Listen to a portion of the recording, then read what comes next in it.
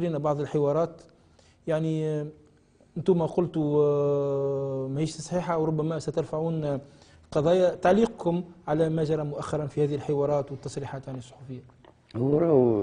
هو ثم محاولة نتاع استثمار اللي وقع في جربة باش الناس هذولا يحبوا يركبوا على الأحداث هذه، يحبوا يستغلوا، فهمتي؟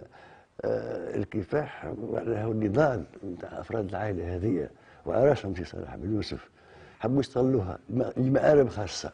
بقى أنت لمحت على شكون يتكلم، ثم اللي يتكلم من واحد من عائلة بن يوسف معناها قد يكون فهمت لله هو مانيبيولي، ولكن في كل الأحوال باعتباري أنا أكبر واحد منهم، أكبر العميد فيهم، في كل الأحوال السيد هذايا أو السيدة الأخرى اللي تكلمت راهو ما يلزموا كنفسهم، ما يلزموا حتى حد، ما يلزموش عائلة بن يوسف. باقي نعاود رانا نسوم دي جون أبوليتيك، إني با كيستيون باش يقع استغلال من زيد او عمرو فهمت لله، او فهمت لله ثم حيل شيطانيه يعملوها هكايا فهمت لله باش سمعت ان قال لك ثم شكون من احنا كعائله بنوس مشاو غاديك باش الشعب نضربوا ويعملوا في رسول الله. معناها القمه هذه فهمت لله نتاع الخبط نتاع الجماعه هذوما ما نحبش نسمي الصحيفه ولا اللي هو، انا مش باهي احنا الناس بعد على الشيء هذا.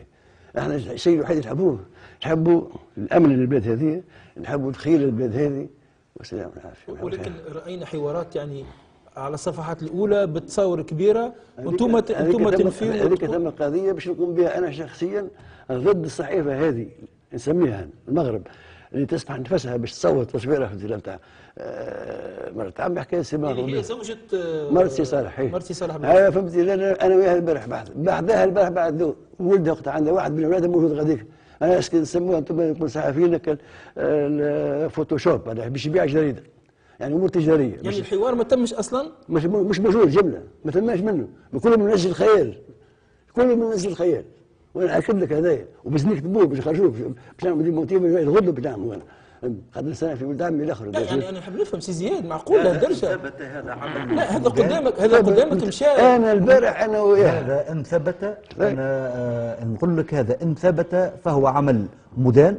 ونذكر انه قبل الصحفيين التونسيين كل موقع عمليه نتاع تزييف للحقائق تدخلت وادانت هذا بقطع النظر عن الطرف اللي قام بالتجاوز هذا. سي زياد المشكله اللي رانا اليوم ماناش نتعاملوا مع شخص، سامحني سي عز الدين سامحني، يعني ماش نتعاملوا مع شخص عادي. محمد والله نحب نقول لك حاجه، ان هذه الصحيفه نفسها في يوم من الايام كتبت افتراء وزورا وبهتانا. تعرف ايش قالت؟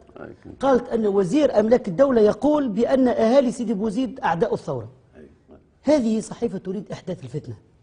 خلينا نرجع يعني خلينا نكملوا الموضوع هذا. هذه فضاعات يعني وهذه يلزم مش مع شخص عادي، يعني مع زوجة زعيم وطني نعم. يعني ونجي ونحطوا صورتها على كبر الصفحة الأولى ونقولوا فما حوار، ثم سي عز الدين يقول لك راني مشيت لها وتؤكد لي بحضور ابنها أنه ما فماش حوار، بل أنه في قبل بداية الحصة أكد لي قال لي هي رافضة ملاقاة الصحفيين ومرأة مريضة.